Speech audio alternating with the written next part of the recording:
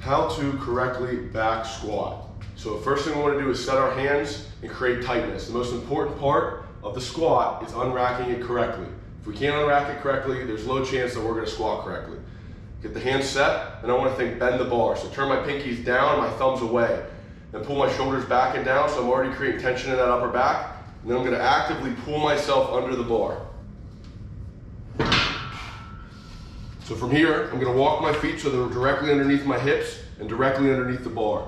I'm going to crank my sternum up, pull my elbows under to create more back tightness, bend the bar over my back using my pinky and ring finger. So I'm bending that bar, and then I'm going to drive my head to the ceiling. That's going to lock that upper back in. Next thing I want to think about is filling up my belly and lower back with as much air as I can. Then I'm going to push my back into the bar and head to the ceiling to stand up, and then end up in a plank position. So I pull my hips underneath me. Stomach's tight, walk it back. The bar is going to stay over my the bar is going to stay over the middle of my foot the whole time. That is the most optimal bar path for centering your center of mass with the load. Chest up, elbows under, bend the bar, reach the head, fill up the belly with as much air as I can. Flex the glutes. Now I'm going to break at the hips first and sit back into that glute tightness. I'm going to push my knees out while driving my big toe in.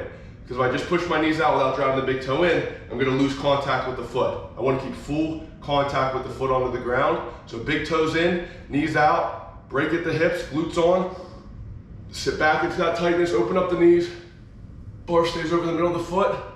And what I don't want to do is lose that sternum and let it round forward. So I'm keeping my chest up, stomach tight, lock that torso and upper back in. Bar over the middle of the foot. Now I'm going to push up through the midfoot, reach the head to the ceiling, and drive my back to the back wall and hips forward.